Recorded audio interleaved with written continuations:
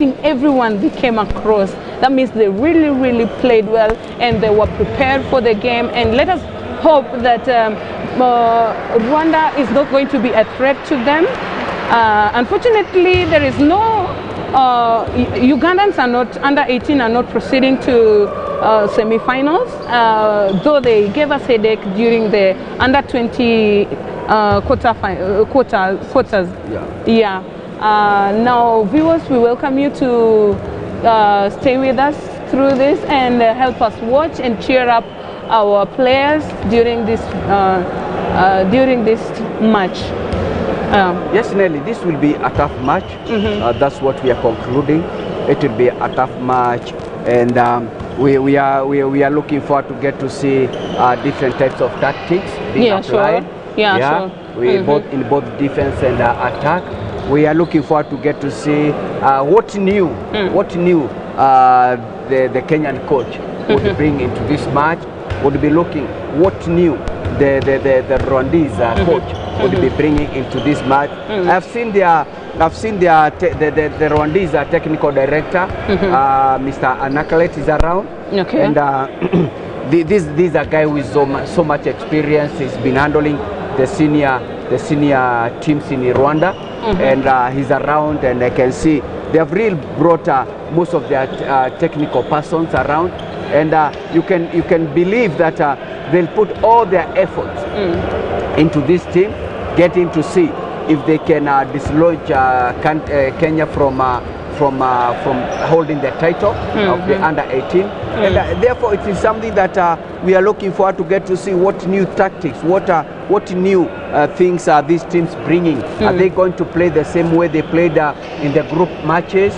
Okay, do they have something different? Because when you are coming to the semi-finals, you are coming to the finals, it is important that you are able to now to employ new things. It's important that you are able to bring in something that you had hidden, to help you win these matches.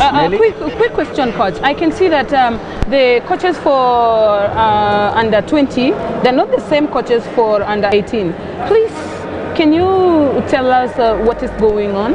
Of course, these are two different teams. Yeah, these are two different teams.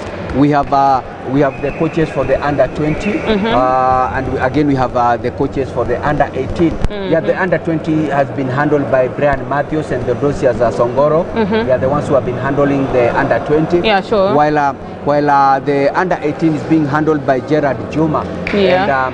And my friend there, forgotten his name, but he's a teacher in one of the Nyanza secondary school teams. Yeah, those are the guys that Kenya Handball Federation has mandated to handle the junior teams for our country. Oh, that is great. So up to this far, just a little analysis on the, should I say, coaches? Well, could you say that the under 18 coaches are determined or hardworking or something, or maybe it's just the teams that they have been encountering that are not great teams? Please. No, Nelly. You do not say that the teams that they have been playing against are weak teams. No, any team that is able to make it to the Africa Zone 5 IHF Trophy 2020 is a strong team. Okay. So what I would say is that what it means is that we have better means or ways of winning against our opponents.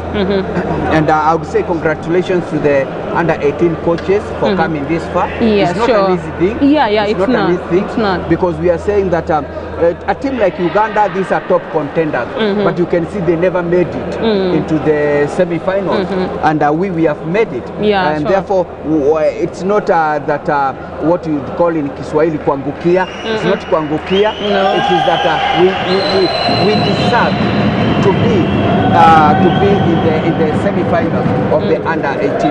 Now, Nelly, I see the teams are walking in. Teams are walking in. Rwanda, here they come in, and they have been brought in by the referee. Yeah, by the referee, and they are lining up. And now we are just about to see. Yes, we can see the Kenyan team walking into the arena. Yeah, Kenyan team walking into the arena, marching very well. These are the home boys. And now they can do high five. They can do high five following the referee. And the two referees are from Togo. So guys, it's about to go down. Please tune in and help us support our brothers, our children, our kids. Yeah, they're under 18, so help us support our brothers, and you parents help us support our kids. It's about to go down now. So viewers, here we have the match between Kenya and Rwanda. This is the second semi-finals of the under-18 championship. These boys, they did their group matches at Nyayo, but today they are here at the Ulinzi Sports Complex, and we are looking forward to get to see what they have for us today. And this will be a tough match. This is Africa Zone 5 IHF Trophy 2022, brought to you by Look Up TV and Mudingi TV in conjunction with the Kenya Handball Federation and the International Handball Federation.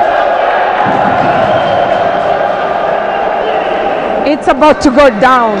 Now it's a fire game.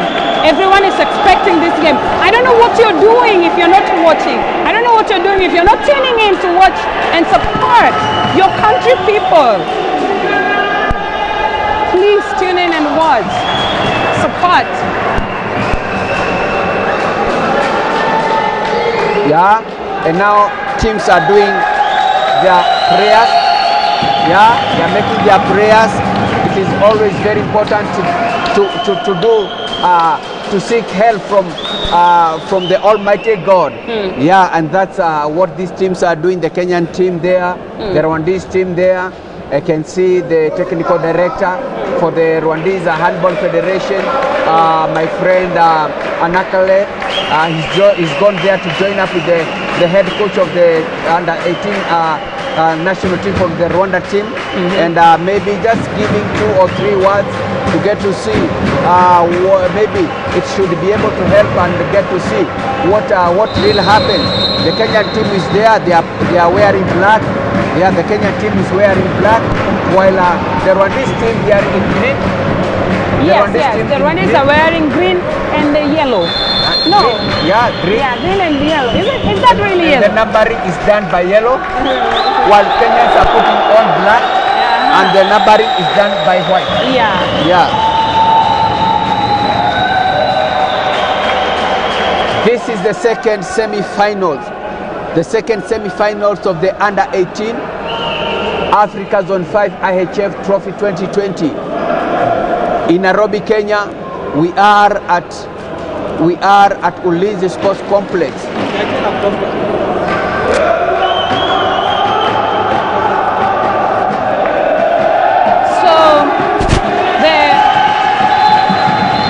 It's time now. It's going down. It's going down, and Kenyans are starting the ball. Yes, Kenyans are starting the match. At the moment now, they're greeting each other before they start the game, and we are hoping this first attack is going to bring us some kind of motivation to know how to play this match. Let us hope that the first attack is going to bring us bear a fruit. On the other hand, the Rwandese are really supporting their team. They're having a really great sharing squad, and I'm actually struggling to speak because they are all in my ears, and they are enjoying. They are celebrating. It's like they have already known how this is going to end up, but who knows? The tables could turn around in the last meeting. At the moment, the Kenyans just lost the ball and the Rwandese are attacking. Let us see what the end. They lost the ball. The goalkeeper was accurate, attentive, and was actually watching the ball, and he was able to block it. The Kenyans are now attacking at this time, and it's a score. And it's a score, and the crowd cheering, and I think it's a wake up for the Rwandese, because now they'll be wanting to make a score and you know, gain a point at this particular moment. Let's see if it's possible for the defense, the Kenyan defense, to let them in. Let us see if it's possible for the Kenyan defense to let them in into them. And it's a score. Unfortunately, the Kenyan defense wasn't strong enough, but no. It's a foul. The Rwandese, the point was not counted, and the Rwandese have to do the attacking again. Let's see if it's going to be, let's see if it's going to yield a fruit. So they have lost the ball, and now they are attacking. Unfortunately, the Rwandese have a very good goalkeeper who has just blocked that ball, and I think he is in the moment. He's enjoying the game, and he's very sharp, able to block that goal. Oh, Kenyans are also doing it. They are, the Kenyan goalkeeper also defended the attack, and now the Kenyans are attacking. Let's hope that this kind of attack will bring something. Yes, the Rwandese, one of the Rwandese, number 14, has played a bad game and has been warned against playing that kind of game. So we, in case he continues playing that way, he will be getting punishment. Kenyans have won. I'm sorry, Kenyans have scored. It's an exciting game, so I might mention some things that are accurate. Unfortunately, the Rwandese have scored again. It's kind of a score thing. Yeah, Kenyans are scoring, Rwandans are scoring. We don't know who is going to get this match at the end of it, but we are hoping that the best team wins.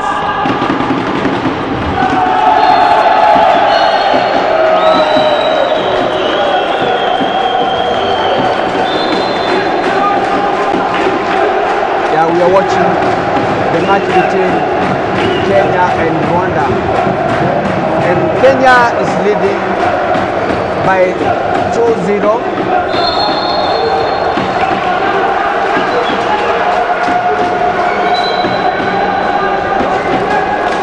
Okay, yeah. Yeah, Kenya is leading 2-0, and I tell you, it's a tough match, real tough match. And we can see Rwanda playing 6-0 defense. Yeah.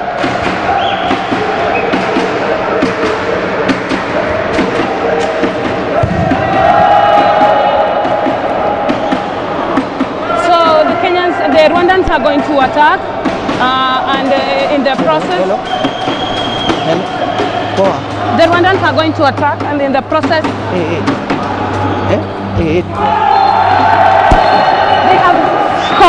they have managed to make it a score, and Kenyans are attacking. It's a tough game. Like I said before, it's a tough game, and Kenyans are really trying. Though Rwandans are fighting, they're not going to give up this easily. Neither are Kenyans. Let us just hope for the best, and I am praying so hard that this game may favor Kenyans. Since I'm saying this because they have lost in they have lost in the under 18, in the under 20. Yeah, it would be great if one of the games, the matches, proceeds to the finals. So that's why I'm hoping Kenyans. Yeah, this is their country. So it can't mean they lose in their own country. What will that show? They were going to attack, Kenyans were going to attack, and then unfortunately the player hit the post, and it was not a score. Could it be tension? I don't know what this is, but the fact that they're not able to score means that something is going on. Either they are tensed or they are just playing. Rwandans have lost the ball, and then Kenyan is attacking, and it's a score. Yeah, Kenya is doing it. It's a score. At the moment now, the Rwandans are attacking, and in quest to come out of the attack with a score, and we are hoping that their desire to make it a score come true, or maybe the Kenyans get the ball and make their desire come true. The Kenyan defense is so tough.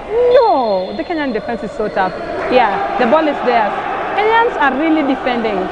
The Rwandans lost the ball, and let's hope they don't play in a hurry or in a way that symbolizes that they are tense. Because handball, I don't think it needs that kind of tension to make it a score. Yeah. Let us hope that it yields something. Oh, Rwandans wall is also very tough, and one of the Rwandans, number 6, has been warned against playing having played. The goalkeeper is also a sharp one. He has just blocked that wall. Yeah, he is doing his best. He is actually helping lift his team. Coach, please take over.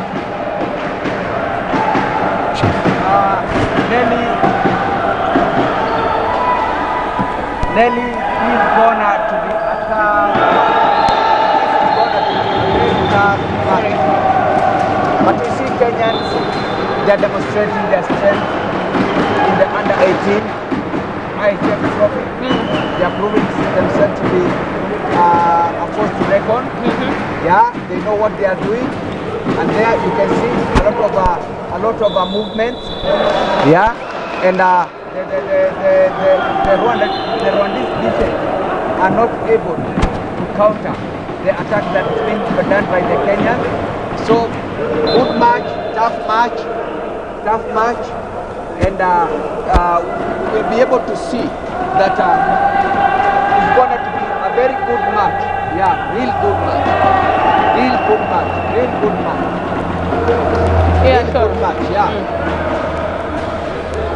At the moment, the Rwandans are attacking. Number 9 passes the ball to number 17, who is trying to penetrate the Kenyan wall, and unfortunately gets blocked. Number 5 has been warned against playing bad, and I think the next warning will be accompanied by a punishment. The Rwandans have made it a score. Yeah, they have made a score out of it, and they are running back to defend their goal. Yeah, the Rwandans are catching up. Maybe. Yeah, they're really catching up. They're trying to catch up. Yeah, because about two attacks, and this is the third attack. They have been able to deny Kenyans making score. Yeah. Did you see just what happened? The Kenyans did not go back to the defense. There was only one person trying to defend 3 people. Oh, yeah. How are we going to win if we cannot run back to the defense? They must run behind. I think the coach should spot this, and or could we say they're already tired? No, they are not tired. Okay. They are not tired. Okay. They are not tired. Yeah, they should be able to fall back. Yeah, they're not falling back, but at least they made a score out of, they replaced that score. Yeah, so then you can see the Rwandese team has changed their defense formation. Yes. And now they are doing what is known as 5+1 defense. They have gone for the playmaker, Kenyan playmaker. They are keeping him away from play. Yeah, it's like they've spotted him as a threat. Exactly. Yes. And let's see what Kenya would be able to do this. They must have a solution for this. Yeah, sure. Sorry. Yeah. And for sure, we can it's see a score, Kenya, yeah. they have employed a solution for this. Yeah, exactly. And they are trying to create space so that they can score. It was a very huge space. Oh, that was a nice block from the Kenyan side.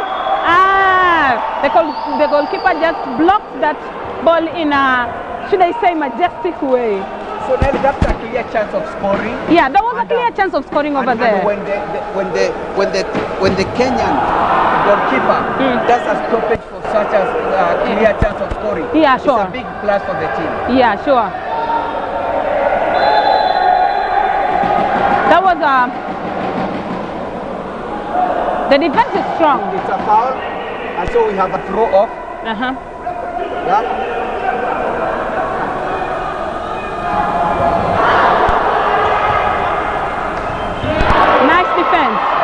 That was a nice one. The goalkeeper is really working hard. The Kenyan goalkeeper is really working hard. And it's a score. They were attacking and it's a score on the Rwandan side. The Rwandans are now going to attack. Kenya makes their 10th score. Yeah. While Rwanda, they have 6 scores. And you can see the Kenyan goalkeeper is able to stop Rwandese players from scoring him. Yeah. And as I would say, it is a big plus. I usually say that when you have a good goalkeeper, then you are in a position to win a game. And this is exactly now what is happening, because again the Rwandese goalkeeper stopping Kenyan boys from scoring. Yeah. So we can see now Rwanda, they make their 7th goal, while Kenya, they are still on their 9th goal. That is not good. Yeah. That is not good. Coach, if the Kenyans want to make it to the final, I think they should fight. They should come out of their comfort zone. Of course, very important. Very important. So Kenya, they make their score. Their 10th score. Their 10th score. Yeah. Which is very good. Yeah. But I hope they defend this one if they really want to retain their table. Retain their scores. The line player for the Rwandese team, he does what is known as offensive blocking. Okay. And the Rwandese player was able to identify, was able to see this, and he uses that space and gets a score for his team. Okay.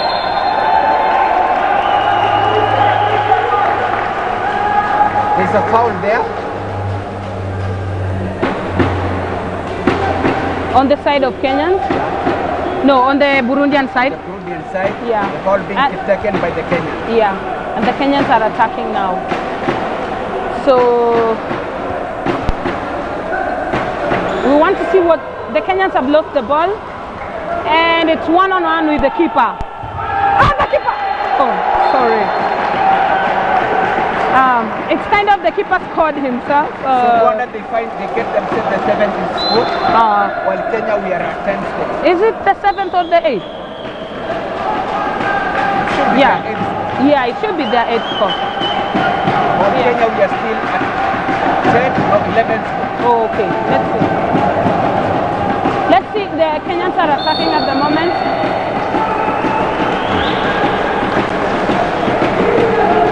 So I can see the Rwandese team, they have changed their defense. Yeah, not good for Kenya.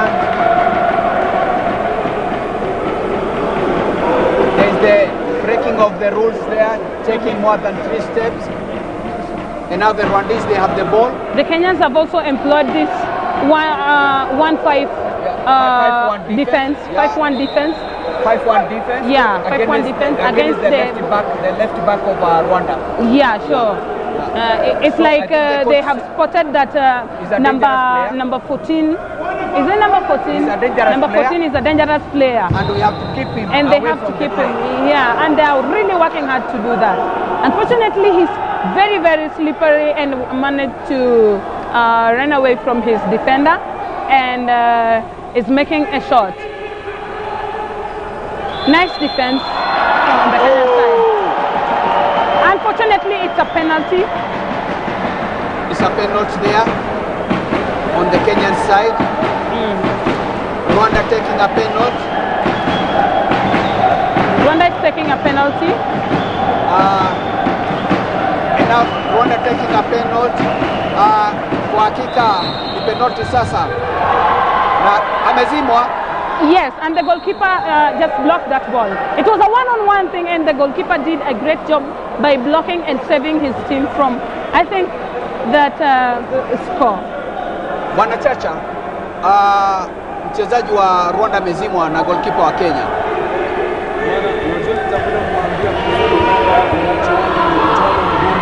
Sasa hii tena itaenda tukiangalia. Hii ndio tukiangalia. Bwana Chacha wanaongoza. Nani wanaongoza sasa? Wanaongoza wapi? Wanaongoza kwenye 11-7.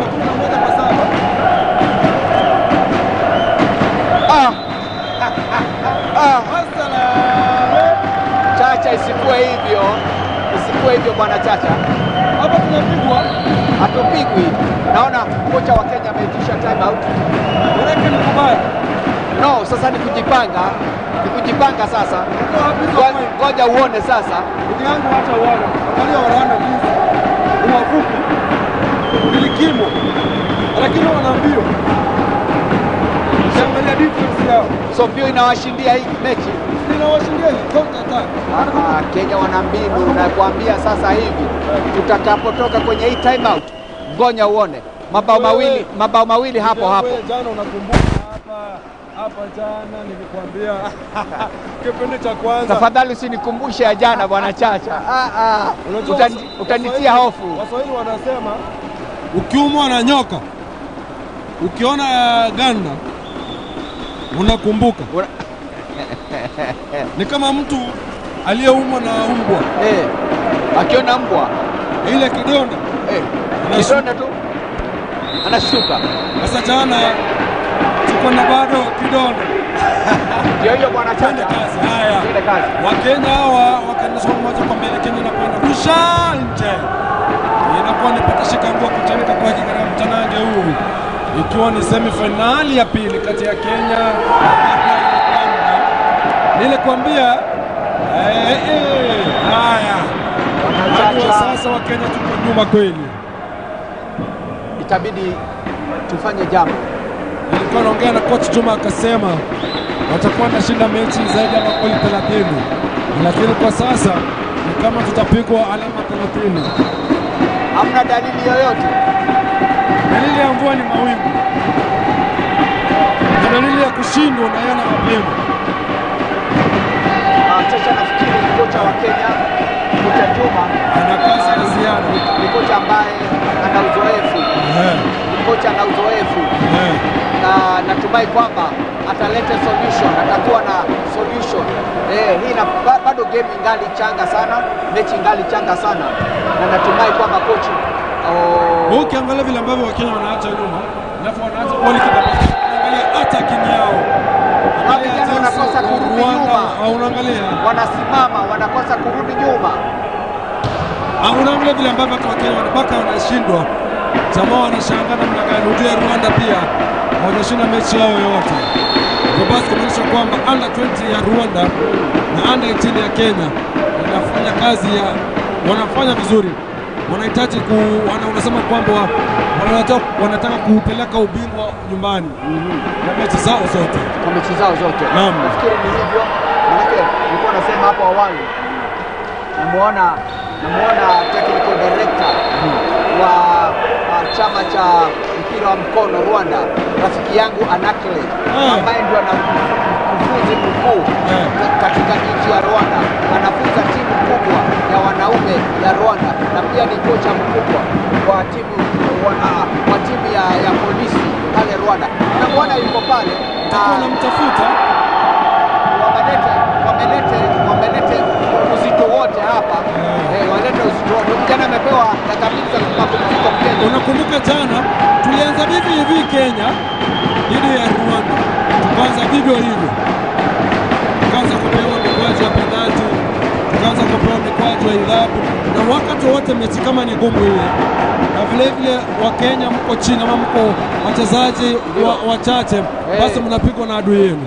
Lakini ngoja tuende uwanjani tupatie mtazamaji 2-3 vile ambavyo mechi inakwenda uondo wote, alafu tunapiga uchanganuzi. Haya. uwanjani sasa. Wakenya wanajaribu, wako chini. Takuwa nikikwambia alamu vile mambo yalivyo katika uwanja huu wa Ulinzi. Waganda wakishangilia zaidi. Hadi wa sasa Rwanda 12 Kenya 9.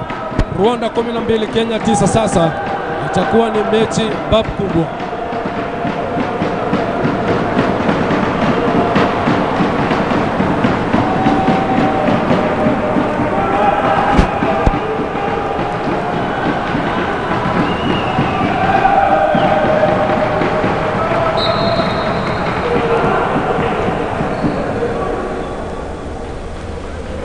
Mute.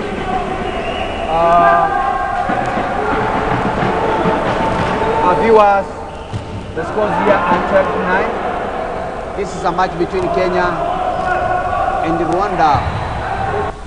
It's a match between Kenya and Rwanda, and both the teams trying to disapprove each other. Both the teams making serious run. Both the teams going for counter-attack. Both the teams making fast breaks. Both the teams doing 5-1 defense formation. And that's how it is. That's how it is, viewers. It's not an easy match. As we said from the word go, it will be a tough match. Kenyans are trying to retain their trophy. Kenyans trying to retain their title for the under-18. And Rwanda trying to snatch away the title for the under-18. The goalkeeper for Rwanda trying to frustrate Kenyans, stopping clear chances of scoring by Kenyans. Now, our dear viewers, Kenyans are at 11, Kenyans are at 10, Rwandans are at 13 at the moment, and I don't think it's a good thing. Yeah, I don't think it's a good thing for Kenyans. The Rwandans are taking over, and I think the Kenyan team should do something.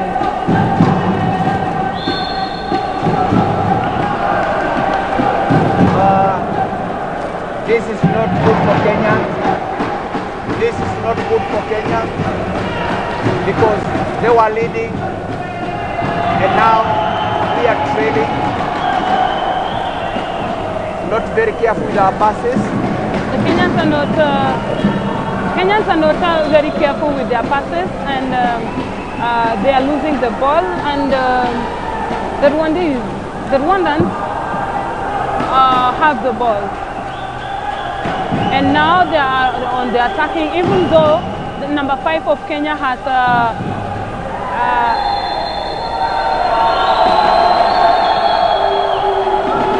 number 5 has been given 2 minutes because of these 2 minutes is costing us. Yeah, sure. 2 minutes is cost the Kenyan team.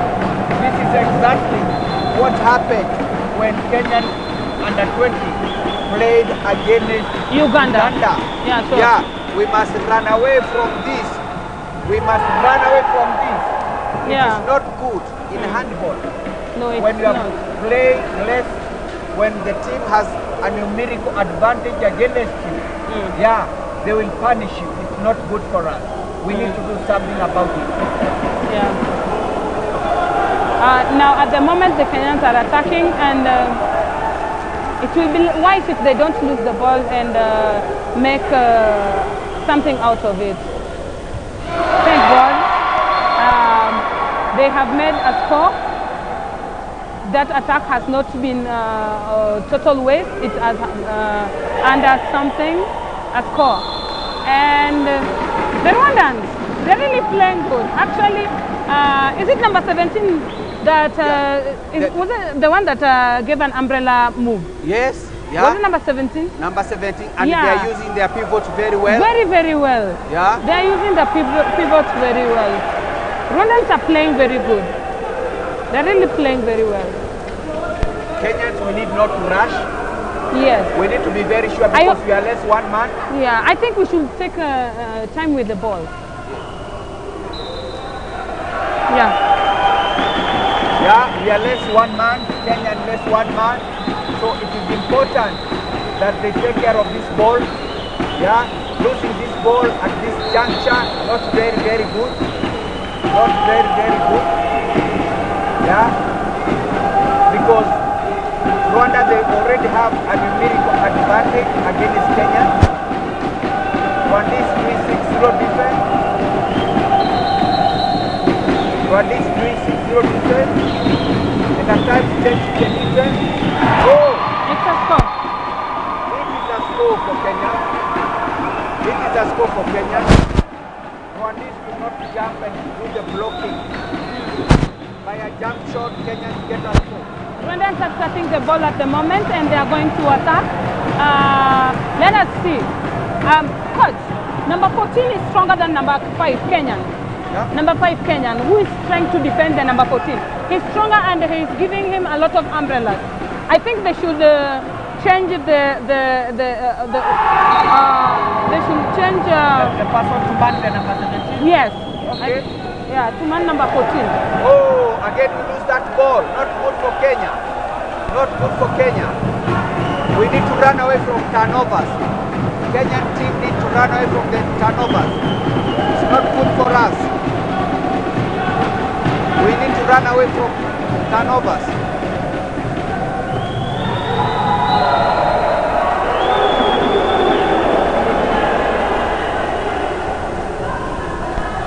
Yeah, coach. The Rwandese still attacking. And these It's a guys, tough match. the Rwandese, they know how to use the line player. They are using their people very, very well. Yes. Do you think Kenyans are giving up? No. The Kenyans, they need to cover the line player. They need to put the line player away from the ball every other time. Every other time. They must make sure they put the line player away from the ball. Yeah, let's see. I can see coach is addressing number 2. I hope that he is talking to him about the line player, which is also called the pivot, because he's actually the one who's making numerous scores for the Rwandan team. Let us hope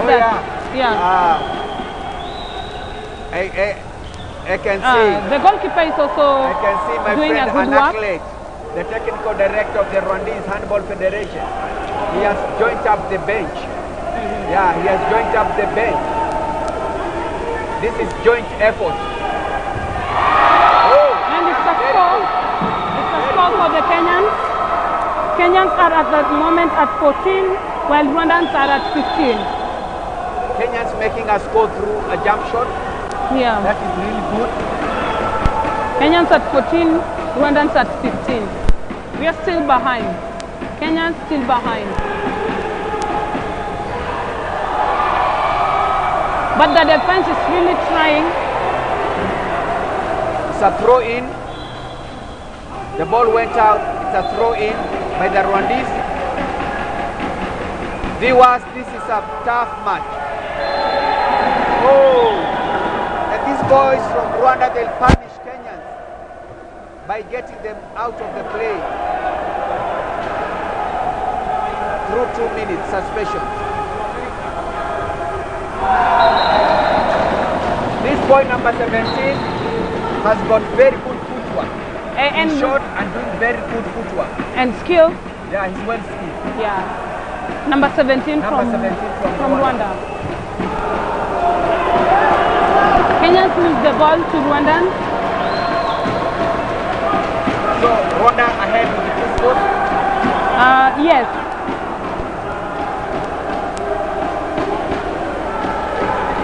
Rwandans are ahead with 2 scores, and I don't think it's a good thing for Kenya.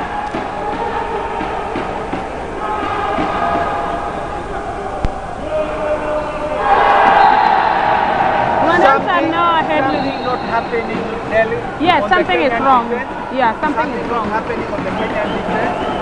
Yeah. Kenyans are stuck at 14, while Rwandans are at 17 at the moment.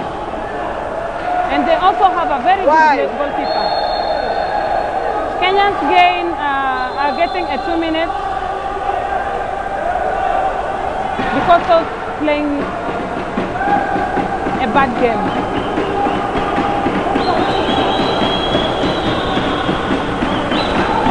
Not very good. The Kenyan player lying on the floor. The Kenyan player lying on the floor.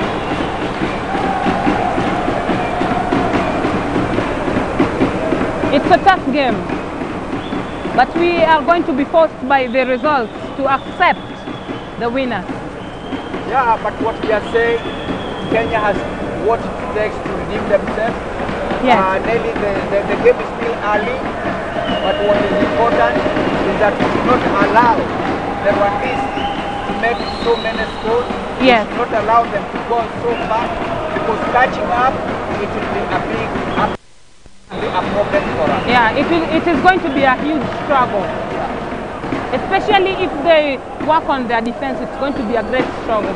So if there is what we have to do, we do it now. Yes. If there is what the Kenyan team should do, I think it's good that they do it right away.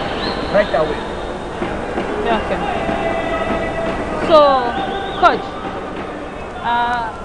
can you be in a position to predict this game? No, I might not.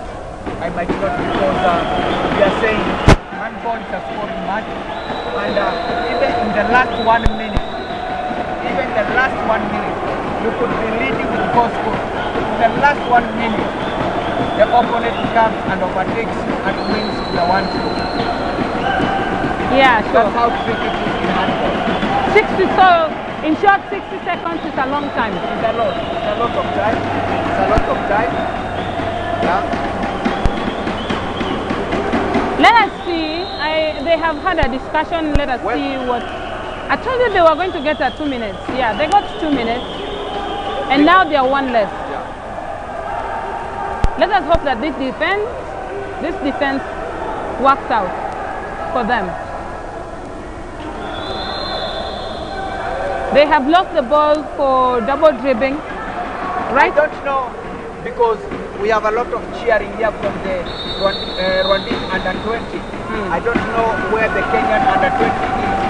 They should have come to cheer their young brother. They should have come to cheer their young brother, the Kenyan under 20. I was also thinking that they'd come. I don't know what is happening. It's halftime actually. Viewers. It's halftime. Halftime. Kenya is at 14, Rwanda at 17, which is so unfortunate for Kenyans. And the Rwandans are celebrating their win in the first half. There's a big celebration. Yes. The Rwanda's come. Yeah. The under 20 team celebrating the leading of the under 18 in the Coach, do you know that the Rwandans also proceeded, right? Did I read somewhere that the under 20 proceeded? Yeah, the under 20 they are proceeding. They are in the semi-final. The Rwandese under 20 they are in the semi-final. So it's true to say that the Rwandans play better handball. Well, maybe they have invested a lot. Maybe let's bring in Bwana Chacha. Bwana Chacha yuko hapa hivi. Na Bwana Chacha ameangalia mchezo hilo. Bwana Chacha unasemaje? Sikia sasa. Nilikuambia tazama kwenye scoreboard yenyewe.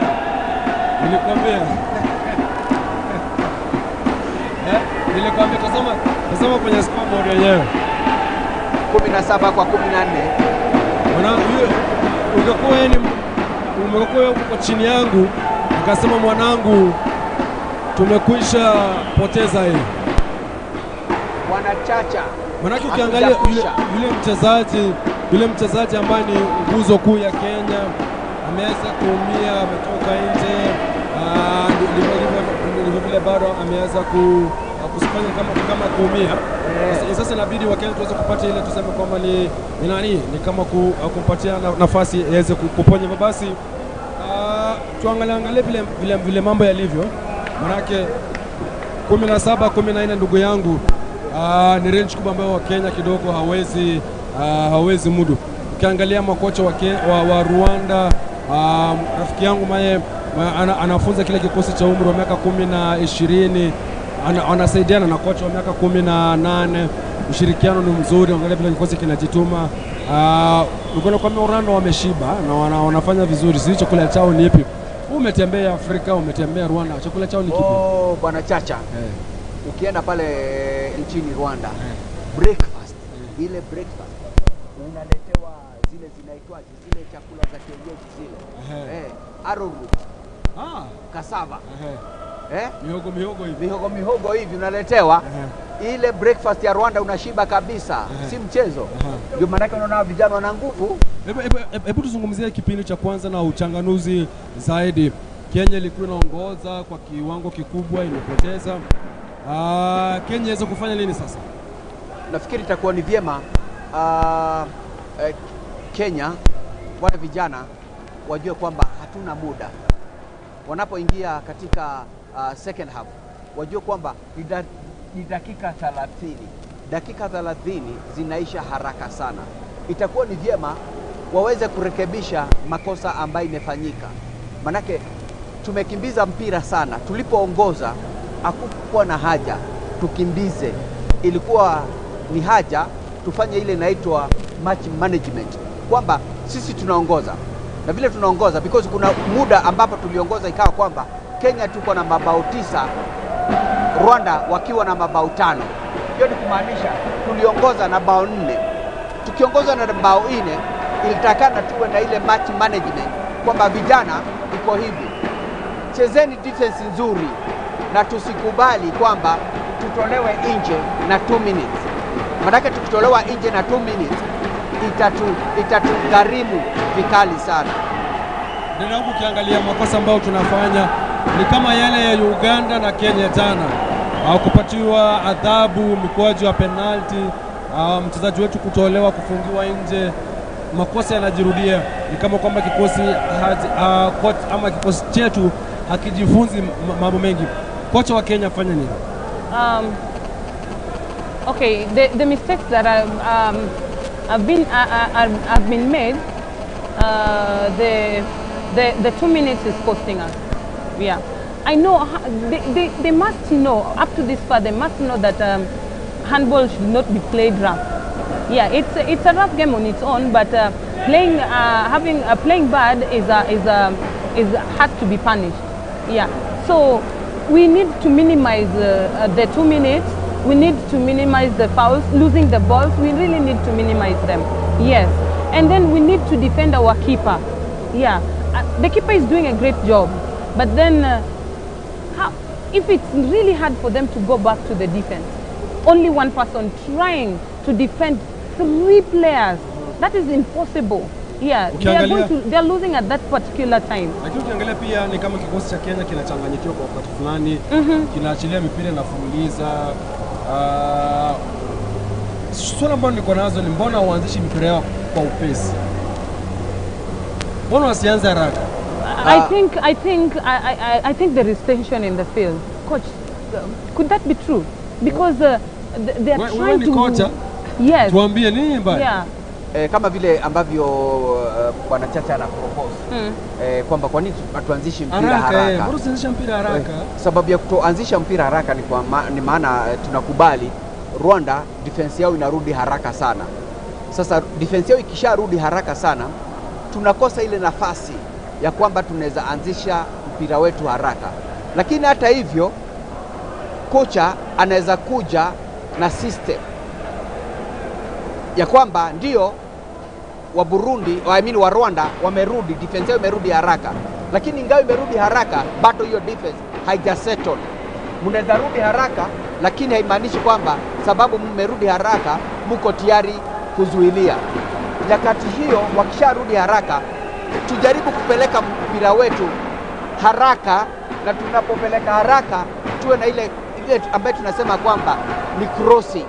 Ukishafanya crossing, pengine mpira uko na center back ana cross na ule kijana ambaye anaweza ruka jump shot. Wakifanya hiyo slide crossing ambayo ile tunaita single crossing, ule kijana akiinuka atapata bao, manake by that time Ndio defense imerudi, lakini hiyo defense haijasettle. Unaposema crossing over, yule mchezaji ambaye ni wa muhimu sana ameweza kupata jeraha, yupo nje, hatuna tegemezi sasa. Sasa kocha, sijui kama kocha ako na substitute mwingine ambaye atamsaidia zaidi kumsaidia yule ambaye ni mtu gani kureplace, itamsaidia kocha kureplace yule striker ambaye ameondoka na amepata jeraha, manake yeye ndiye mrefu zaidi.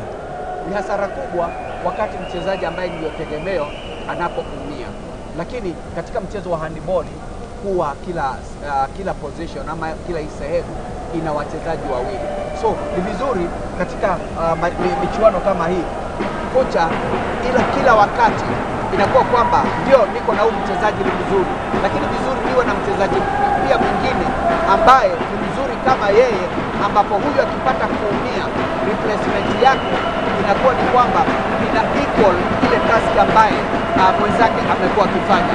Manake usipokuwa na mtu ambaye ataingia katika miguu zake na ufanye substitution, utakuwa na pesa. So natumai kwamba kocha ametayarisha timu yake ama wachezaji wake kiwango kwamba huyu kijana akiumia kuna replacement ambaye itafiti ile kazi ambayo kijana anafanya. Na labda tutakuwa nauliza mashabiki wa Kenya, makosa yameenda wapi? Umevunjika moyo, lakini tuwapatie matumaini. Kipindi cha pili kinapoanza, unatarajia nini? Ubashiri wenu? Wasivunjike moyo, mechi ingali changa sana. Manake ukiangalia hata vile mechi ya Kenya na Uganda, wakati pokuwa tunaenda mapumziko, mabao ilikuwa ni 16 kwa 12, lakini dakika 7 game ikielekea kuisha, Uganda wakabadilisha kila kitu na wakachukua ushindi. So haimaanishi kwamba sababu Rwanda wanaongoza mabao 17 itamalizikia hivyo. Kuna uwezekano dakika 2 kabla mechi ishe tulete mabadiliko na Kenya wapate kufanya nini? Wapate ushindi. Labda mpiga picha wangu anaweza kuonyesha picha za moja kwa moja. Hao ni washabiki wa Rwanda ambao wanafanya kusherehekea zaidi. Kwa hivyo ni picha za moja kwa moja kwa mashabiki wa Rwanda. Tayari kikosi cha Rwanda kinasherehekea zaidi kinarudi. Labda sisi tukimeza mate, kipindi cha pili kitakuwa kinaanza. Ndio kozi iwe sawa. Ndio kozi iwe sawa bwana. Asante bwana Chacha. Tumebonga sana. Turudi uwanjani kidogo, tupate maji. Tutarudi na commentary. Asante bwana Chacha. Na msafi kabisa, tutakwenda kupeleka uwanjani kuona wachezaji wa Rwanda wakipiga warm up zao kabla kabisa kuendelea na mazungumzo zaidi, hasa mchanganuzi wetu. Picha za moja kwa moja hizo. Wacha tumlete mtangazaji mnenaji kwa lugha ya Kimombo, Sister Nelly hapa, akaweza kuambia viewers mambo yako namna gani. Nelly, kindly tell the viewers what. Dear viewers, at the moment I cannot lie. Things are not well with Kenyans, but Rwandans seem to be enjoying. They seem to be celebrating. They seem to be knowing the end, how this is going to end. And in the process, by doing so, they are really celebrating. And Ulinzi Sports Complex is full of cheering and celebrations, and it's first up. I know it's going to take a lot for Kenyans to redeem themselves, but I am sure that there is a chance for Kenyans to redeem themselves. In the process also, we have Kenyan cheering squad. They're also welcoming Kenya to the team, and we hope that they have discussed and they have known where their mistake was coming from, and they are coming back to the field fully equipped with with what they need to fight the Rwandans. Let us hope that everything is going to go according to their plan. And I'd say that may the best team win, because at this point in time, at this particular moment, I cannot predict, I cannot say, oh, Rwanda is going to win, oh, Kenya is going to take this thing. No. I'm just going to wish the best team happy winning. True, Nelly. And now we can see the teams have come back for the second half. And I want to believe that all the coaches are prepared well their team. We are seeing a lot of cheering from the side. Let's hope that we'll also have people cheering the Kenyan team because it's important to pinpoint what we say that moral support. It's very, very important. Yeah, very important. Yeah. And I think Kenya is actually getting it right now. So we are coming in for the second half. Yeah. Kenya is trailing. Kenya is trailing 14-17, and let's see what happens here. And we are trusting that both the teams, the coaches have been able to say what they have said, and we are yet to see what changes they have made in their either defense or attack formation.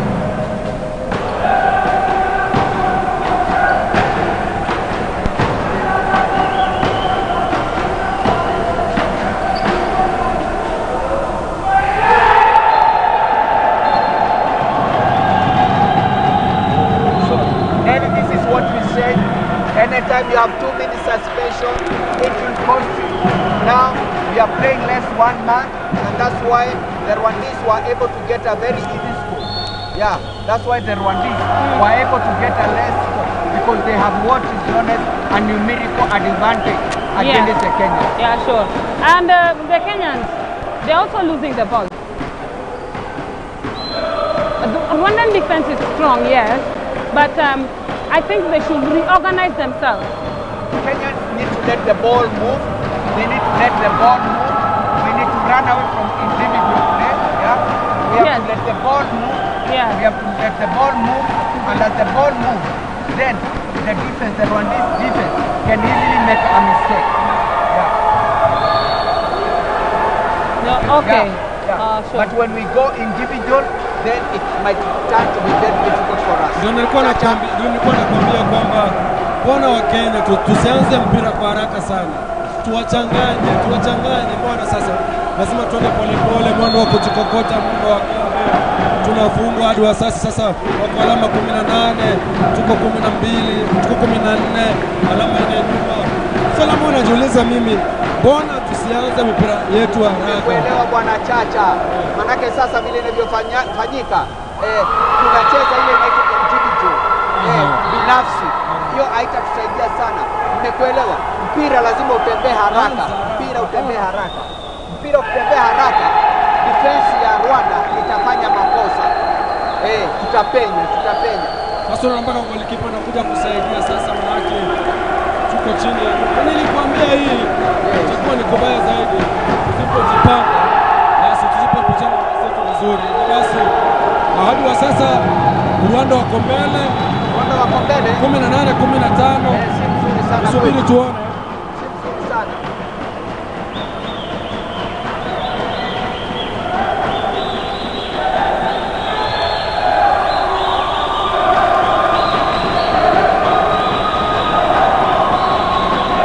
Kenya is going to play 5-1 defense.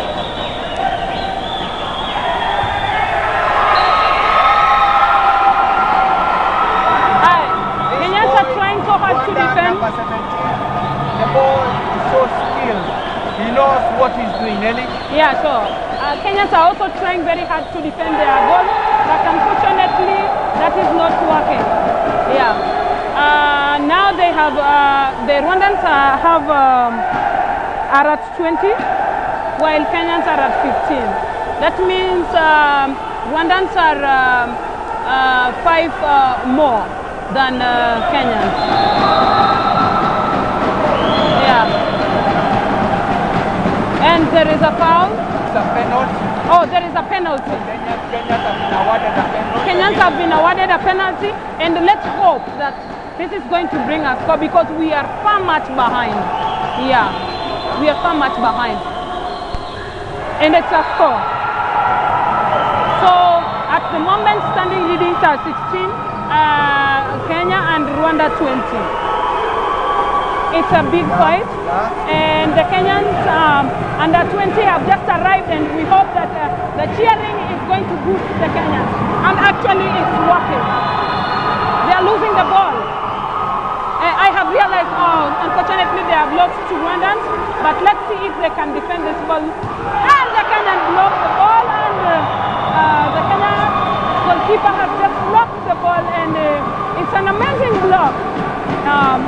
I think cheering squad has a way of motivating players, and Kenyans are picking up, and I hope they are going to take it at heart and do what is required of them, because everyone is looking up to them up to this particular moment. And it's a score. The Kenyans have made it a score. Now at this moment they are at 17 and Rwandans are 20. I hope that they cover up the remaining scores. I hope that they cover up the remaining score.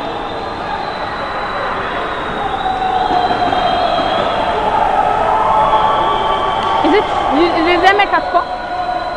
The ball is returned. They lost the ball. Okay. Kenyans lost the ball. Okay. Let us see what the Rwandans are going to do with it.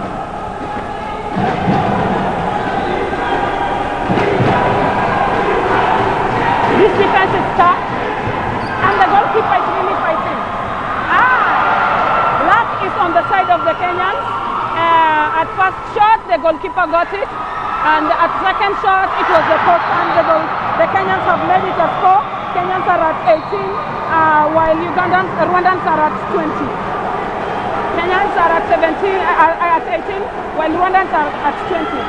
It is, I am 100% sure that the cheering squad is working, even though one of our player, number 11, is going to be punished for playing bad. And now we are going to be playing, Kenyan is going to play one less. Nelly, it's a penalty against the Kenyans, and the penalty is being taken by the Rwandese player number 3. Yeah. Not very good for us. Yeah. And it's a score. So the Rwandans are at 21, while Kenyans are at 18 at the moment, and it's a big fight, and they're really struggling. Let's hope this event is going to bring something great. Kenyans are attacking at the moment. Yeah, Kenyans are attacking at the moment. We hope they don't lose the ball. Yeah, we hope they don't lose the ball, because we are way much behind. And we need scores. Kenyans need to make us proud in this one. That's a bad defense. But let's hope that the referee has seen it. Though strong,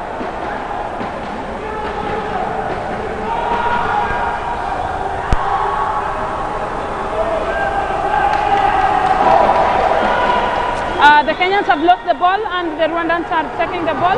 Let us hope that the Kenyan goalkeeper has blocked the ball. He was able to block the ball. Anza haraka bana. It's a score. For the Kenyans, it's a score.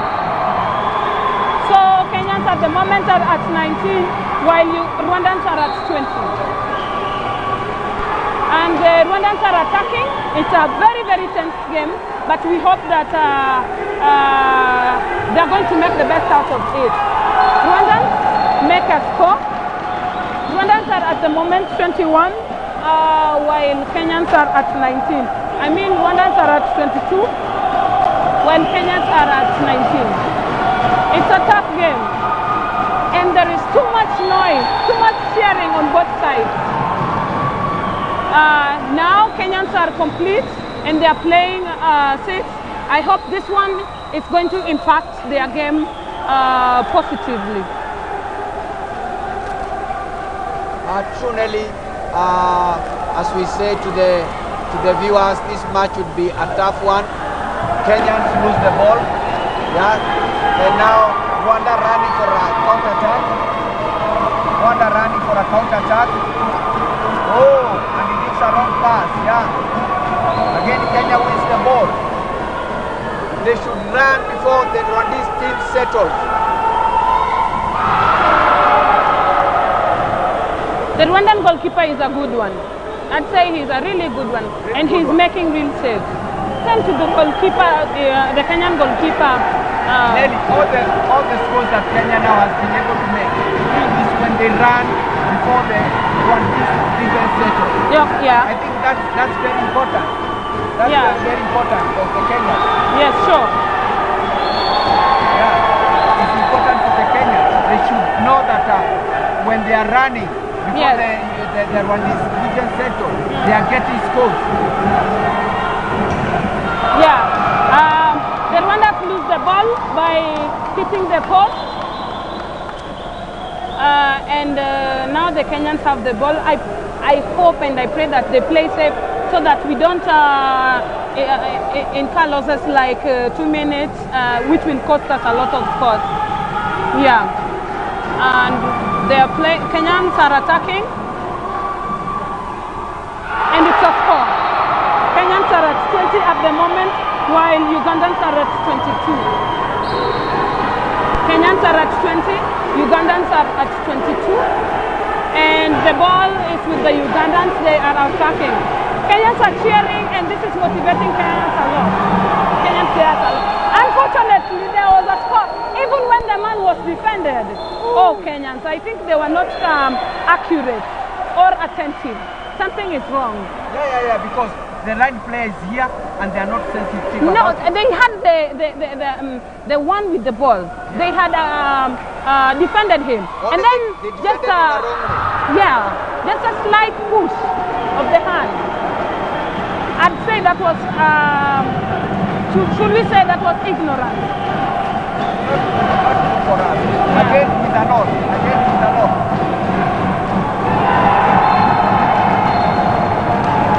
These boys are watching. Hey, dear viewers, now the game is too tough, and Rwandans are at 24 while Kenyans are at 20. Mr. Chacha, Wakenya tuko wapi? Bwana Chacha tuko wapi? 21, 24. Tumefunga hiyo, ongeza hiyo moja kwa hesabu. 22. Wangapi? Hapa ongeza hiyo. 22, 24. Tunaongoza, Wakenya wanaongoza. 21, 24. Naam. Alama 3 nyuma. Utazipata wapi ndugu? Utazipata hapo kwenye mchuano huu. Utazipata hapa. Ngoja tuone sasa. Wacha tuone. Ngoja tuone. Twende uwanjani? Tuko uwanjani. Nelly, Kenya try. It's a score. Kenyans were attacking, and now Kenyans are at making score. Yeah, Kenyans are at 21 while Rwandans are at 24. Let us hope that and their defense board is 4-2. 4-2. Let us see if this works, but it is going to work against them because now they are opening too much, and the Rwandans have fast footwork. The goalkeeper got that one, but unfortunately, the Rwandan attacker was too fast to catch the ball, and the Rwandans have the ball. At the moment, the Rwandans make a score. It's a really tense game, and the Kenyans make a score. Let me see. As much as Kenya we are scoring, we must defend. Yeah. Why? Because we came in when Rwanda they were ahead. So if they score and we score, they still remain ahead. Yes. So we must defend. We must defend. We must defend. Yes, we must defend. Because now Kenya scoring, Rwanda scoring, but Rwanda, remember when we came from the first half, they were ahead with three scores. Yeah. So now what is important for Kenya is to make sure as we score, then we must stop Rwanda from scoring. Exactly. Rwandans got penalty and they made a score. Now Rwandans are at 26, while Kenyans are at 23.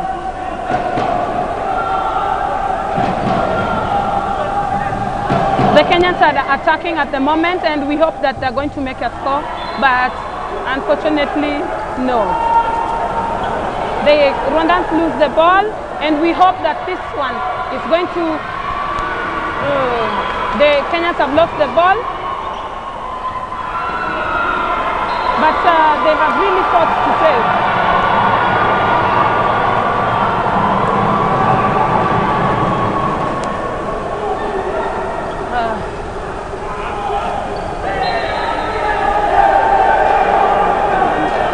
Refa hata mwenyewe anachanganyikiwa, maana yake ni pressure juu ya pressure. Unaona rifari pale, kuna boli amepatia wa Rwanda, haikuwa ya Rwanda, ilikuwa ya Wakenya. The Rwandans make a score again. They are at 27 while we are at, the Kenyans are at 23.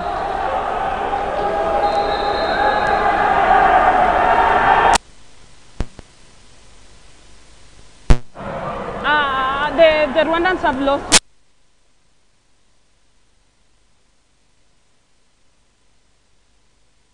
I hope this is going to be an advantage to the Kenyan side. If they do not utilize this opportunity, then Kenyans will use this. Then, they have started using the opportunity. Kenyans are at 24 at the moment. To the advantage.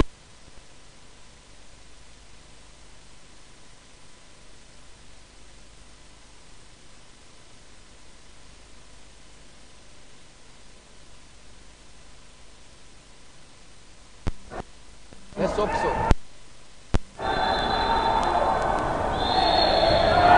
Unfortunately, no. He steps on the line. He steps on the penalty line. That's what the boy did. And that is how they lost the ball. And just by stepping and the moving. The goalkeeper had already stopped that ball.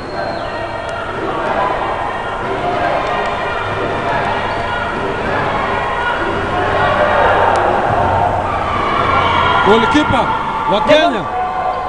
The goalkeeper, the Kenyan goalkeeper is really fighting. Anakuzidi nini? Manake pia ni goalkeeper. About me. At the moment, let us just. This is not good for Kenya, Nelly. It's not. Yeah, not good for Kenya. Yeah, it's because not. The opportunities Kenya have had, they are unable to make score, and we are trailing. From the first half, we are trailing. Sure. So this is what we say, and there's a friend of mine known as Coach Jack. Coach Jack tells me that matches are won in the first half. Yeah, matches are won in the first half. And this is exactly what is happening. Yeah, because Rwanda, they are maintaining their lead. Yeah, what they got in the first half, they are maintaining this. And the boys are clever, they know what to do. Sure. You know, Kenya is still at... What is wrong with Kenyans and losing the ball? We are losing this ball so easily.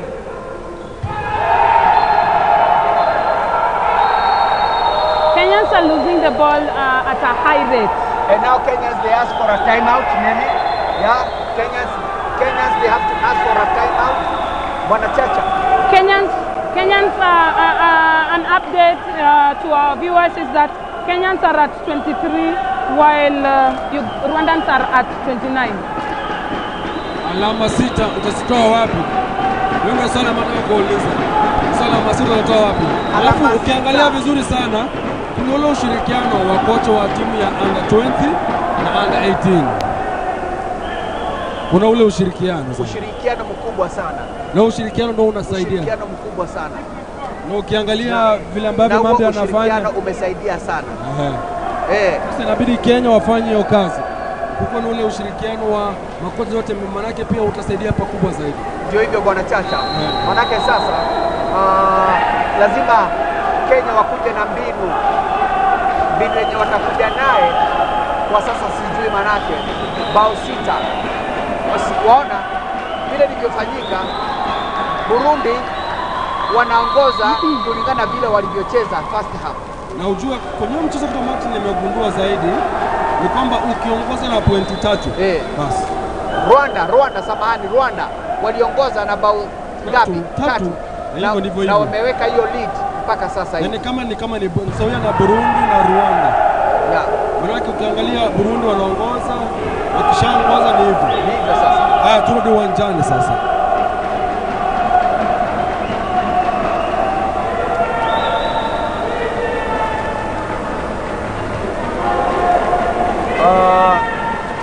Now Rwanda attacking against Kenyans. And these boys, for sure they know what they are doing. These boys, they know what they are doing. Yeah. At the moment, an update for scores. At the moment, Rwanda is at 30 and Kenya is at 23. The question is, will we be able to catch up with them? Because now they are 7. Is it so? 7 behind. Kenyans are 7 behind, right? Yeah. That's how it is mainly. And Coach, do you think they'll be able to cover up? Catching up, which might be a mountain to climb.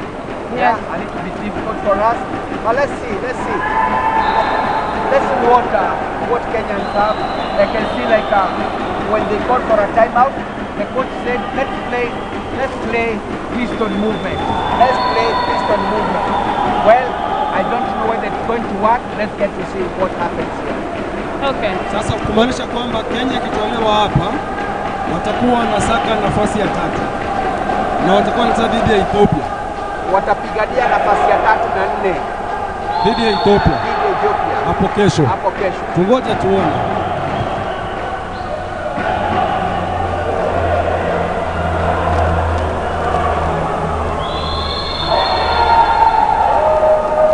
That's passive. Yeah. They have stayed for very long with the ball, and now they have to lose it to passive. Overpassing. It doesn't sound well for Kenya. It doesn't sound well for Kenya. And Kenya now play an open defense, and the open defense, the Rwanda team, they know how to beat the open defense. It's not working well for us. I think this defense is not good for us. You know why? The Rwandese, they are able to dribble the ball. They are able to dribble the ball. They have nice footwork. Yes.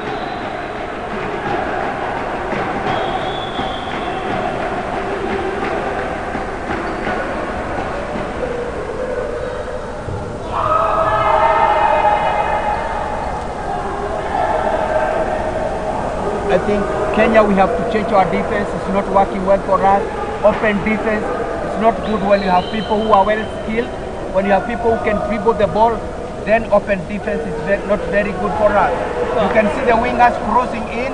Yeah, the wingers crossing in. Not good for us. Not good for us. The coach has to change that. Coach, I think the Rwandans have this game, have this match. I think the Rwandans have this match. I also think that Kenyans are kind of giving up. Bwana Chacha, tunasema kwamba hii defense ambayo Kenya wanacheza itabidi wabadilishe. Wamebadilisha. Ndio wamebadilisha. Kocha anawaambia watoke. Si sawa hii. Manake hawa vijana wako skill. Ona huyo kijana vile anafanya. They know what they are doing, these boys. They know what they are doing. Wanajua wanafanya nini. Open defense, inaacha spaces kubwa. Lazima uwe well skilled ndio ucheze open defense. And they're also having eyes, sharp eyes. They spot their players wherever they are, and they know they can spot portals, even from a distance. Yes.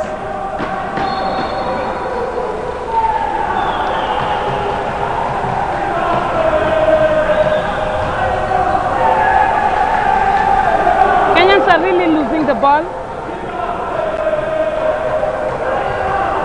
And the Rwandans are taking the lead. At the moment, an update on scores. Rwandans are at 32 while Kenyans are at 23. Rwandans are at 33 while Kenyans are... I said this defense is not good for Kenya. It's an open defense, it's not good for Kenya. The Rwandese, they have a solution for this defense. So what do? We return to the defense that we are able to contain them. Yeah, we return to that defense. Not good for us. Not good for us. They need to return to 6-0 defense or 5-1 defense. Current update on scores, we have Rwandans at 34 and Kenyans are at 24 at the moment. That's a goal difference of 10. Yeah. Unless a miracle happens. Yeah, unless a miracle happens. But coach, miracles do happen in handball, right? Didn't we discuss this some minutes ago? Now, you see, if a miracle has to happen, then the Kenyan team has to change their defense system. The defense we are playing is working against us. Yes, because we are saying these boys from Rwanda, they are a bit skilled on dealing with such a kind of a defense. A lot of dribbling and crossing. Yeah.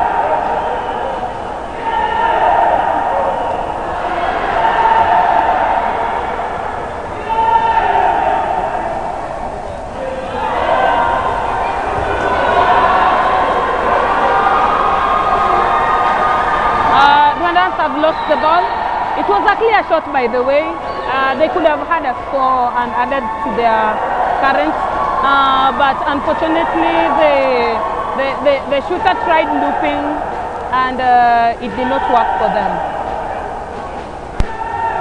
The Kenyans are now attacking. Kenyans are at 24, while Rwandans are at 34. Kenyans are at 24, while Rwandans are at 34. Kenyans are at 25 at the moment. The game, they have made a score and they're at 25 at the moment, while Rwanda is at 34. We are hoping a miracle could happen, whereby the Kenyans could get to fill in the gaps, and they're losing ball. Let me say it's luck.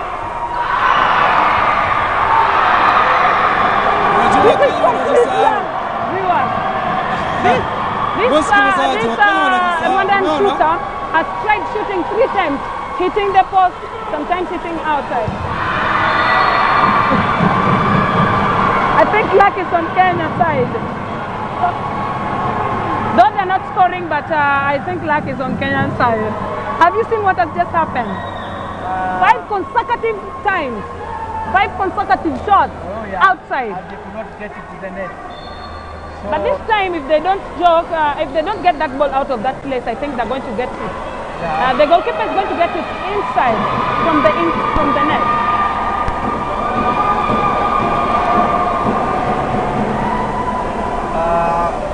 Viewers, we are here at Ulinzi Sports Complex.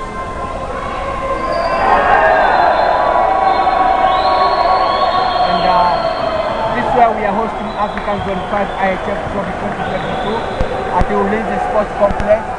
Yeah, you find us at the Look Up TV and Mudingi TV.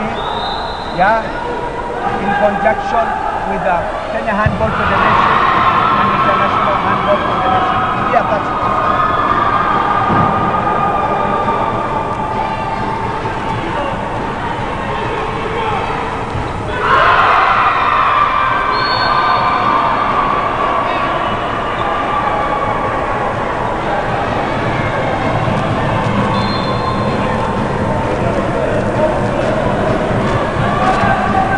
The boys out of the pitch. Washasomwa. Oh, wamesomwa hawa. Washasomwa.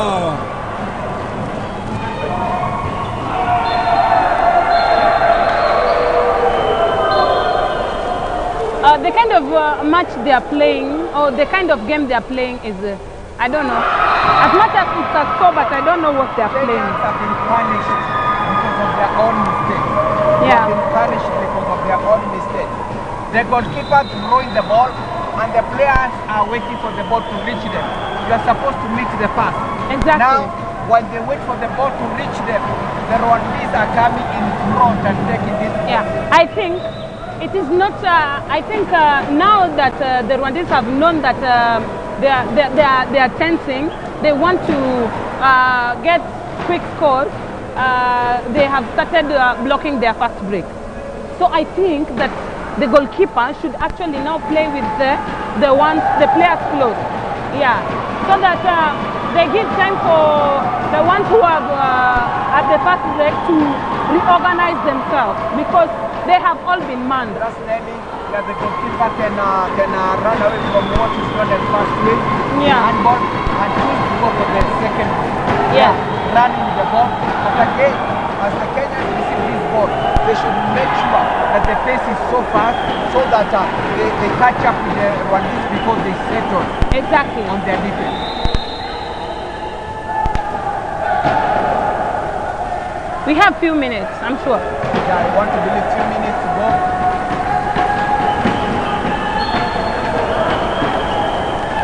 Yeah, and the Rwandans have lost the ball. The Kenyans should really reorganize themselves. Yeah. Oh. The Rwandans, the Kenyans should all reorganize themselves, because without that, now time is running. yeah, And that even if you try to organize, you have let them. You see what that boy is doing? He's very good in dribbling. And we are not going for this ball. If we dribble, go for this ball. I think Now, they don't know. it's now a penalty, and then a 2-minute suspension on player number 11 of Kenya. Viewers, Kenyans wearing jersey that are black, and then number 11 player of Kenya has been red carded. The boy has been red carded. Yeah. Rwanda putting on green. Coach, Kijani cha mabichi. coach, Kijani kibichi. coach, I think Rwandans have this match. I think Rwandans have this match. No, Rwandans, they have, I agree with you, Nelly. Now, Rwanda, they have this match. Rwanda, Yeah. they have this match. Rwandans have this match. No. Now the Now, only thing, the referee lost because the goalkeeper touched this ball when he was here. So, it was Rwanda's ball. okay. Because the goalkeeper Maybe touched the ball while he was outside his area, Yeah. and the ball went out. Yeah, okay, yeah, sure. You understand? Yeah.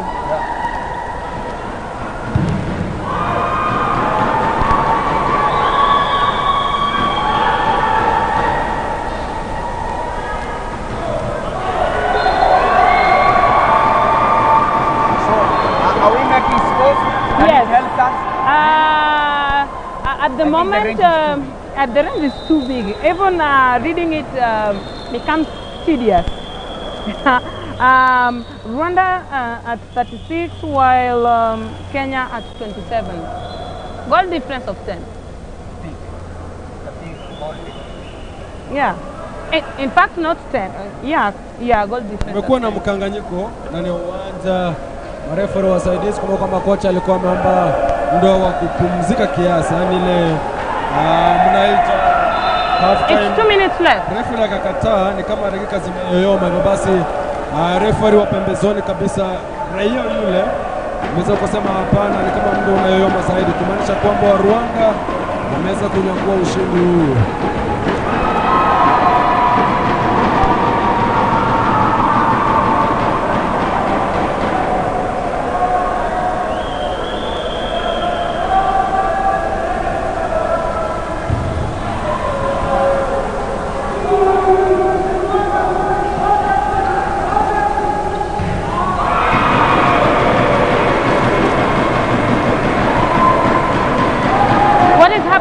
That now Rwandans are losing the ball, though they are on the safe side, on the top side, but they are losing balls, they are hitting the post.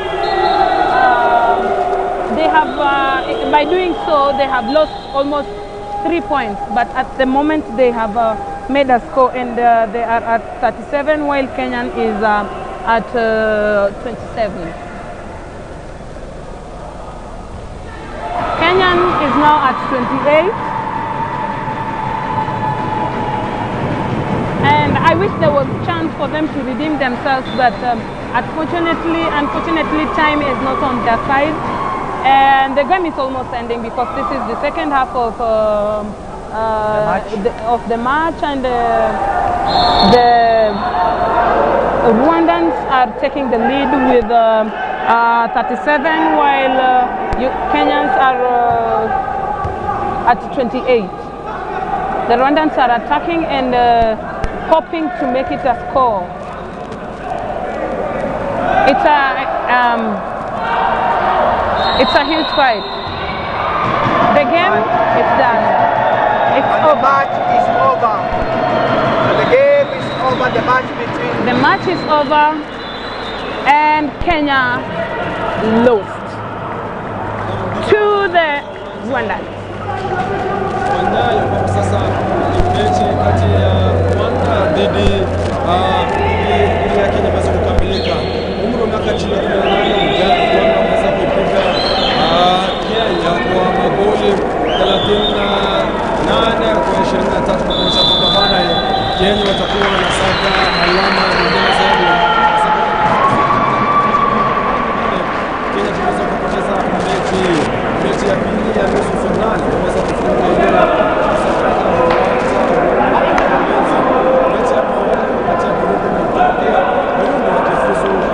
Finali ya mashindano haya tutakuwa nazungumza na wachezaji wote wawili, hasa makocha wa kikosi chote hili kuhakikisha kwamba je, mbona wameweza kushinda mchuano huu, mbona wameweza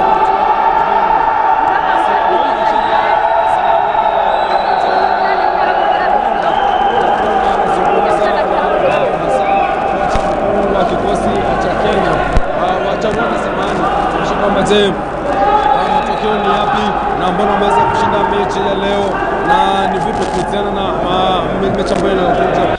Kocha mkuu ni yule, nitakuwa napata hisia zao na ni vipi mbona wameweza kukipata zaidi. Coach, maybe you tell us, coach, maybe involve you. Who is the coach? Coach, maybe you tell us, in our interview.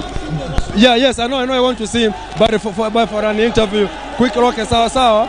Wanaenda kuimba wimbo wa kitaifa hawa, manake lazima waweze kusherekea zaidi. Tutakuwa na ngoja wakimaliza kabla wimbo wa taifa unapopulizwa ngoja hawa. Hawa na wachezaji wa Rwanda watakuwa na piga burudani yao, kuhakikisha kwamba je ni gani hilo. Na ni wimbo taifa, tusikize kile ambacho kinaendelea katika uwanja huu wa timu ya taifa ikipoteza mechi tena kwa mara nyingine. Kenya ilipoteza hiyo jana kati na Uganda, hivyo basi leo wameweza kupoteza tena kwa mara nyingine. Hebu tusikize kile ambacho kinaendelea katika michuano hii.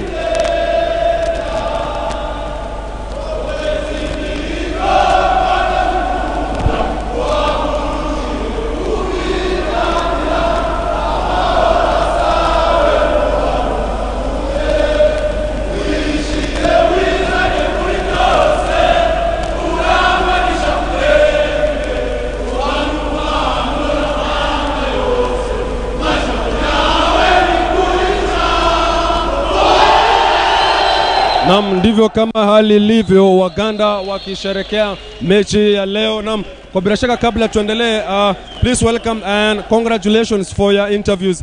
Maybe we begin. How has been today's game, and we've emerged victors in today's match? Normally the game was not very easy because the Giant team is also a really good team because they have been qualified being in the top of the group. So it was really a good match and a tactical match, of course. We had to play with tactical things. We needed to spot some players. That's what we did. We spotted number 7 and number 8. Those are really key players and playmakers for Kenya. So we are playing them man-to-man defense. That's what really brought us to a victory. You'll be in your pool, I think it's Pool A, you emerged the top from the start to where you are. What's the secret of winning such kind of matches? Exactly. Normally, like the game like this one in the handball, when you work on defense very well, it's really a key, it's a success that brought us up to this level to play final because our defense was really working properly. That's why we managed to beat Kenya on this game. You're now facing Burundi in the finals. Burundi have beaten Ethiopia in a match of 33-26. What's some of the things that you're making your changes to emerge victors in this year's tournament? Yeah, we are meeting Burundi, but when you look at the Burundi, the way they are playing, their style, and even their height, so there are some good tall players, and they are having tactical movements. So we will need to deal with the tactical movements, of course, and cope with our defense. Of course, cooperation with the defenders and the goalkeepers, that will make us win the final. talking of cooperation, I saw the coach of under 20, and you're cooperating in a close way. Tell us the relationship between you, the senior team, the junior team, and maybe the senior team, the cooperation that you have. Yeah, of course. As we are here for in this competition, we need to work together because we have been training together for a couple of days. So we know that our players, they know our boys. We have been, when we're training in the camp, we are playing friendly matches. We know each other. So that's why you see the coaches for under 20, they are coming to support us. So we are also ready to cope with them and support them so that they can go through to final. All the best. Maybe hand over to my fellow journalists for more questions. Ndivyo mambo believe kwa katika uwanja huu pale kikosi cha Kenya nitakuwa natafuta kocha mkuu wake pia vile vile nianze kujua je mbona wameweza kupoteza mechi hapa wale ambao ilikuwa inafanyika na kama ilivyo ndesturi nitakuwa napata kocha wa kikosi cha Kenya kujua mbona wameweza kupoteza na ni kwa nini labda niweza tu kusongea zaidi na kuweza kumpata ni coach Juma huyu alikuwa amesema kwamba hapa awali alikuwa ashinde mechi lakini ameweza kupoteza kwa kiwango kikubwa na ni coach huyu wa Kenya nitakuwa nikimpata zaidi na kuzungumza na mpika picha kama anaweza nionyesha zaidi naweza kuzungumza na yeye mbona ameweza kupoteza mechi ya leo na ni kwa nini na ni mbona na ni vipi kuhusiana na mechi na kocha kwanza kabisa karibu sana tunajua kwamba mechi imekuwa ngumu na labda mambo yanaenda wapi Mrama bana lakini hongera kwanza vijana wako wamejaribu sana ulikuwa reigning champion siku zote ushindi uone ukakuja ama usikuje tunashukuru Mwenyezi Mungu lakini makosa yalikuwa wapi kocha makosa imekuwa kidogo vijana hawajazoea kiwanja hii so zile instruction tumekuwa tunawapatia wakati wa game hazikuwa zinafika so alikuwa anashinda ni kama wamechanganyikiwa unajua bado ni vijana wadogo so hawawezi cheza peke yao lazima pewe instructions so hiyo ndio ilikuwa their main undoing. Labda kubadilisha mazingira hapa ni indoors pale ni outdoor hali ya hewa imeathiraje vijana wako? Hali ya hewa si haijakuwa mbaya kwa sababu at least tumeweza kimbia the whole 60 minutes. Ile kitu hawajaizoea ni kelele. The resounding noise. Hiyo kelele ndio imewafanya mambo hawajazoea. But pia sisi wenyewe tumekuwa na makosa, tumekuwa na miss passes mingi. In fact, our turnovers ndio zimetumaliza. Because hata ukiangalia kwa hiyo statistic sheet zile mpira tumepoteza karibu 15. Zile tumelose 15. 10 wamefunga na hiyo ndio imekuwa difference. Kwa sasa coach unaenda kusaka nafasi ya 3 na ya 4 utacheza na Ethiopia. Ethiopia ni wazuri, ni warefu. Labda ni changes gani utatengeneza kwenye squad yako kisha kwamba mnakabili makali ya kikosi cha Ethiopia? Ethiopia wazuri lakini jana tuliwashinda. Siwezi sema tena wakija tutawachezea ile mchezo kwa sababu tayari kila mtu amejuana. So lazima nitafanya marekebisho ya passes, marekebisho ya shooting. Hapo ndio mali nimekuwa na shida kidogo lakini tutawahi. Asante sana na hongera. Asante sana. Naam, huyu ni kocha wa kikosi kikuu cha Kenya baada ya kulazwa dhidi ya Rwanda kwenye mashindano haya. Ndivyo mambo yanavyokuwa katika uwanja huu. Sasa tunasubiria semi-finali ya chini ya umri wa miaka 20. Mechi ambayo itakuwa inakuja ni kati ya Uganda dhidi ya Ethiopia. Alafu baadaye pia kutakuwa na mtanange mkali zaidi kati ya Rwanda na Burundi. Lakini kwa sasa kwenye studio nyingine pale nitakuwa nikikabidhi mwenzangu Wamboi kwenye mashindano zaidi kwenda kuzungumza na wao. Je, kwenye analysis nini itakuwa na vile vile ni mambo gani ambayo yanaendelea kwa upande mwingine wa pili wa studio. Kumbuka kama ni mashindano ambayo yamekuwa yakiendelea katika uwanja huu wa Ulinzi na hapo kesho ndio finali zaidi itakuwa inapia. Lakini kwa sasa nitakuwa naacha kwa mikono ya studio B ya wachanganuzi wetu endelea kuchanganua zaidi kwenye mashindano ambayo yanaendelea kwenye hafla hii.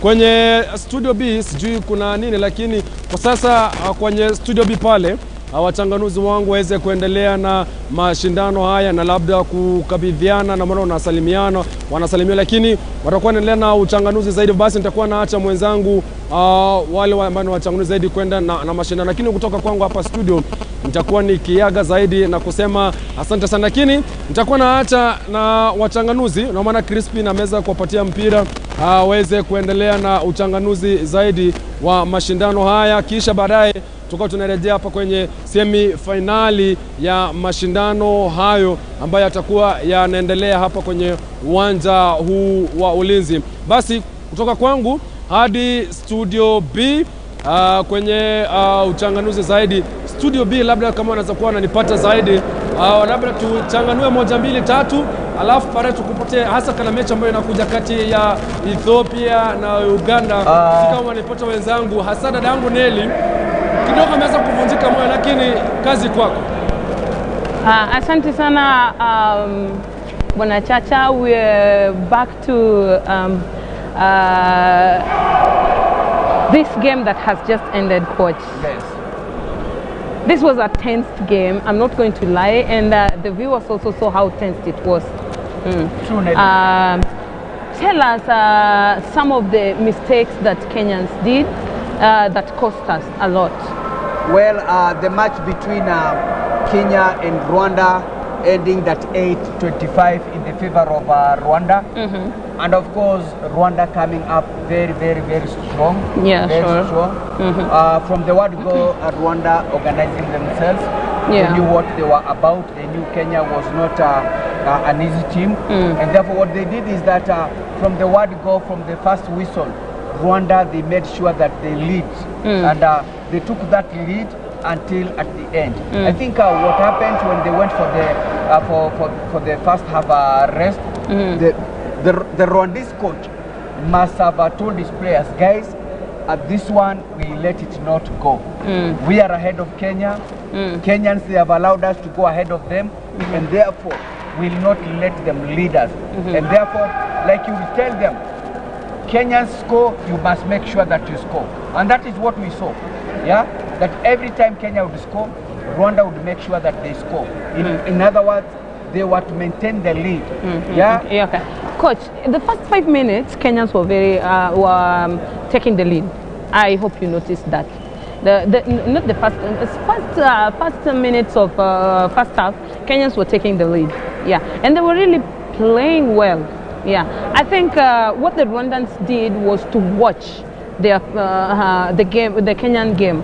You see, they watched, and you see, even during the second half, while Kenyans were trying to give out these fast break balls, the Rwandans could just take the ball from them, even without them knowing. One reason, or some of the reasons being, they were waiting. The Kenyans were waiting for the ball to come to them instead of going to the ball. Yeah, and another thing, even after, I don't think if the goalkeeper realized that what he was doing was costing, because fast breaks were not working anymore.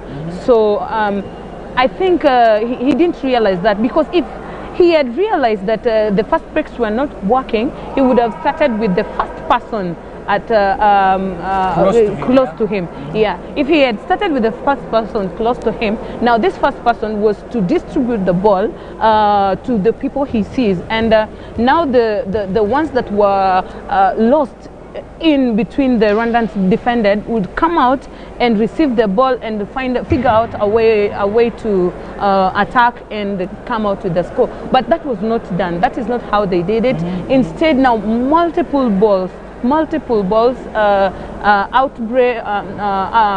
break, and they could not even catch the balls.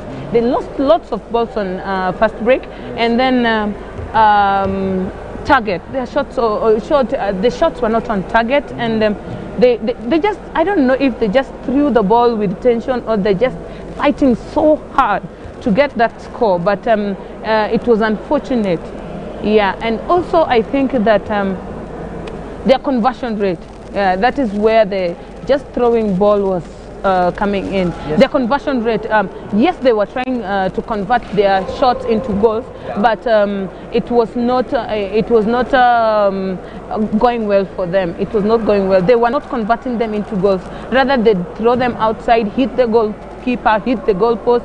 Same with the Rwandans, but you know, majority of the shots they were throwing were shots on target. Get it to the net. Yeah. Yeah, true, Nelly.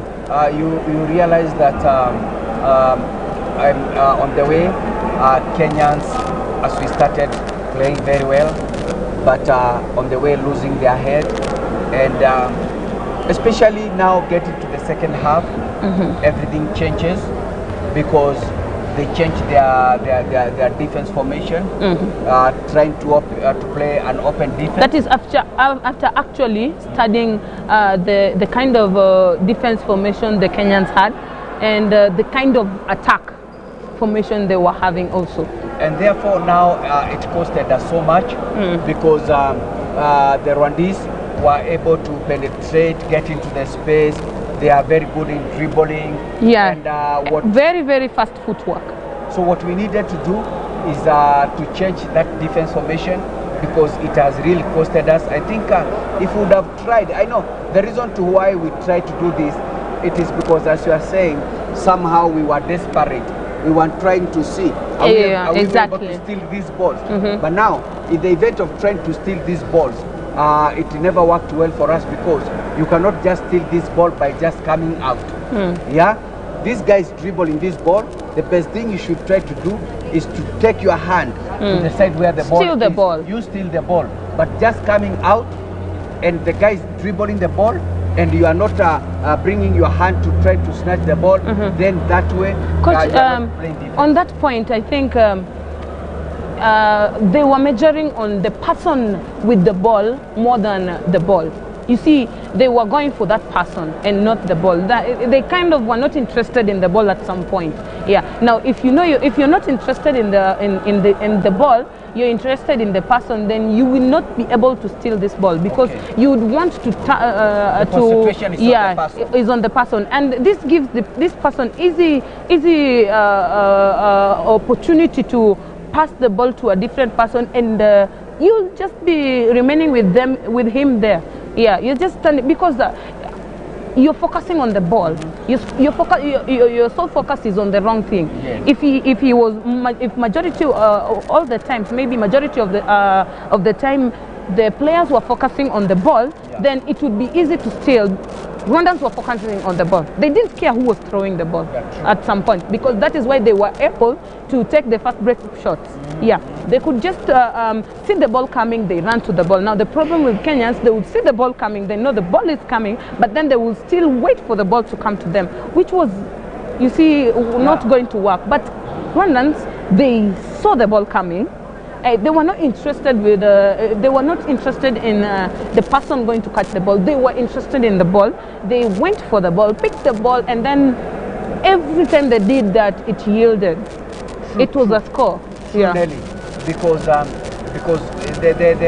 objective thing here is having the ball. Yeah. So if you lose that objective, and now you are saying that your concentration, you'll try to concentrate on the persons and not the ball. Of course, as you are saying, you lose it now. Yeah, you lose the ball. The concentration should be the ball. And where possible, like now, when we step out, the whole idea of stepping out is of making the persons with the ball make mistakes. Yeah, exactly. Yeah? So if you step out and you don't cause them to make mistakes, instead it is working against you. Yeah, very much.